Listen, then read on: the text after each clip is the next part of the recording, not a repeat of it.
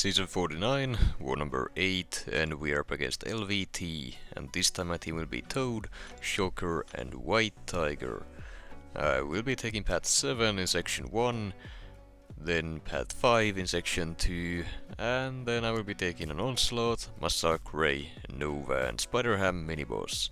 No bullseye boss for me. I believe we assigned either a Domino or a Professor X for that one. Can't exactly remember, but it's not on me this time around, since Sunspot, I believe, was banned at the time. Now, starting off this war, we have a Jabari Panther on the second wind, damage reflection and special burst lockdown nodes, and I'm taking the fight with White Tiger. The game plan is the same as last war, just don't use your specialty by intercepting with it or off of a single hit, do a full combo, then throw the special, and that is the only debuff or debuffs that White Tiger can inflict in general. So the full combo first ensures that the cleanse passive on the opponent has fallen off before throwing the special, and that means that the second wind damage reflection will never trigger in this fight. All that leaves is the defense tactic, and White Tiger has that covered as well. Now, the ensnared debuff on Jabari Panther Special 1 is a little bit annoying since it lowers your ability accuracy, but even that is not really a defensive threat by any means, and the fight goes down in less than 50 seconds with a full yellow bar. Honestly, that fight is, well, basically a nothing fight, as long as you're not using someone who inflicts debuffs on basic attacks. Then we have an Absorbing Man on the second wind damage reflection and winded nodes, and I will be taking it with White Tiger as well. Now, this Absorbing Man doesn't really do anything. The winded, sure, it gives him his move charges whenever I knock him down, but since he doesn't purify anything, the second wind damage reflection node will never trigger. All that's really left is just a normal Absorbing Man with basically no nodes. Now, the physical resistance node though does make this a little bit more annoying, but critical hits bypass most of the opponent's armor and resistances, so with the precision passive from dashing at the opponent, most of your hits will crit, and you will just completely bypass that resistance in general. Now, one thing that I'm not really sure of exactly is if Absorbing Man goes bleed immune while he has a bleed debuff active on him, would that count for the second wind node? I don't think it should, and if it does, it's probably a bug, but I believe it doesn't, so that node doesn't really, or at least shouldn't come into play at all. Then we have a Kate Bishop here on the Ebb & Flow Intercept and Sadist nodes, and I'm taking the fight with Toad. Looking back, using White Tiger here would probably be the better option, but Toad handles the fight just fine. Tactic prowesses shut down the opponent's ability to purify anything, so you can just parry and hit Kate Bishop without the risk of her counter evading, so long as you have at least 3 of those tactic prowesses. Then, Kate Bishop is also a skill champion, so whenever the opponent purifies any of Toad's poison debuffs, they have a chance to become passive, which deal a ton more damage. Overall, the game plan is to just spam special ones, and that's honestly just about it. That basically sums up any normal Toad fight. Special 1 hits very hard, and it gives you the region passives, which names I can't exactly remember off the top of my head. I believe it's Paralytic Secretion, something along those lines, which gives you a chance to inflict those poison debuffs on any contact with the defender, which just means you will be dealing some more damage here and there, which, well, which is what you want in general. Then we have a Knull here on the Ebb & Flow Intercept and Mighty Charge nodes, and I'm taking the fight with White Tiger. Now, for whatever reason, I just can't intercept this guy. I tried it, I got hit, and I lost a ton of health, but that's not really a big issue, so long as it doesn't happen again. Essentially, this fight is a nothing fight as well. I could just ignore the protection completely and take the fight down slowly but surely, But I tried to go for another intercept and failed that as well, got comboed again, and now at this point I gave up on it. I'm not even gonna try to intercept, I will just do it the slow way. Just slowly taking him down with some specials and basic attacks with the protection up, baiting special 2s only, since that is the special Knull that I am comfortable fully dexing. And that's honestly about it. I really don't know why I struggled with intercepting this guy. It shouldn't be any different than any other champion, but of course on a node where that would be beneficial, I just couldn't do it, and yeah, that's about all there is to it. The fight does go down relatively easily as soon as I stopped trying to intercept, and while it did take some time, I did manage to recover at least some health that I lost earlier on. That said, I will have to use at least a potion or two for the other White Tiger fight still coming up. Now here, next up we have an Onslaught on the Even Flow knockdown and right back at it miniboss node, and I will be taking it with Shocker. And this time, knowing how the fight should go, my game plan is slightly different than the previous time I tried it. I use an advanced power boost and just drop a special 1 at the start of the fight for a quick early ramp up, and now I'm just gonna build up to a special 2. I will not make the mistake of throwing 2 special 1s, it is a waste of time and completely unnecessary. You will be at a full ramp, or at least very close to it, when you get to that special 2. Simply due to the aggression prowess node on the defender. Well, so long as your Shocker is awakened, that is.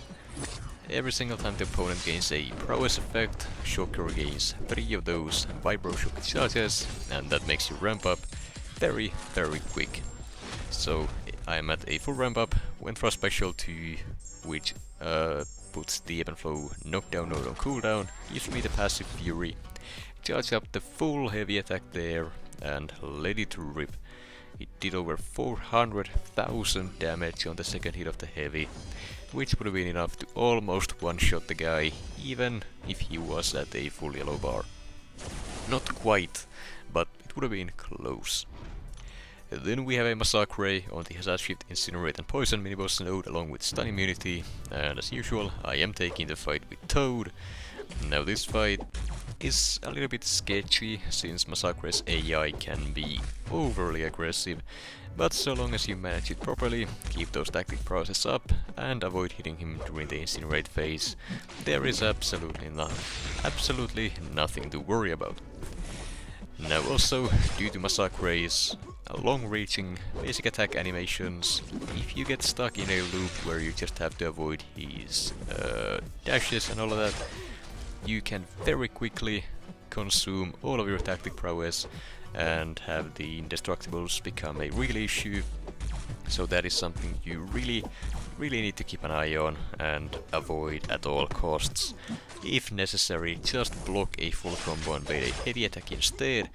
If he gets his bat ignited and starts gaining power from hitting your block, that's a better alternative to you getting cornered, since that is extremely difficult to get out of against, well, someone you can't hit half the time. Now this fight went pretty well. He's just about to fall over. About a minute and 15 seconds in, did take some chip damage on basic attacks as well as the incinerates, but overall the fight was pretty simple, and his AI wasn't too bad to deal with. Then I just went ahead and healed up White Tiger here and spent those units once again for the lovely Alliance War energy refills that I so love using, since waiting for teammates or waiting for energy to replenish is such a waste of time. I'm being sarcastic here, I would rather use the energy refills than have to reboost. That's about all there is to it. Now next up we have a Nova here on the Aspect of Evolution miniboss node, and I'm taking the fight with White Tiger. Now I had not taken this fight before, so I was very nervous about it, and rightfully so, since, well, there are a few issues. First off, there is a tactic for me to worry about, plus the unblockable special 2 he gets from the node, combined with the increased power gain he gets from the, well, enhanced power gain node, which I can't remember the name of. Either way, his ability power rate is increased by a ton, so every dash in he's gonna get a ton more power. Then here I kinda forgot about the whole auto block parry thing, since he had enough charges to actually land a parry there, and it consumed my indestructible boost. Then he just triggered the unblockable when I was trying to parry, and yeah, the fight got very scary there at the end. I had my indestructible boost completely consumed, he just got to a special 3, but having the striker there did save my butt, and there was no real risk of dying once I got it off and it actually landed for once, instead of whiffing or getting blocked. Now, I gotta say, I did play the fight pretty bad. I didn't manage Nova's own abilities all that well.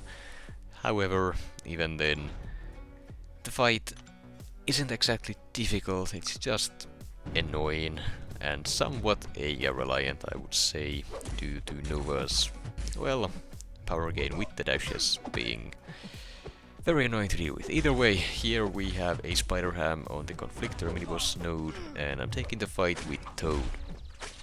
Now, Toad is not a great counter to Spider Ham. However, that said, you don't need a counter to him. Essentially, the reason why I'm using Toad here is because he's a tactic champion, so I can just get 3 prowesses on the opponent here by hitting their block, which then shuts down the Conflictor node completely for the rest of the fight. As Spider Ham isn't a tactic champ, I will not be consuming those tactic prowesses in any way here.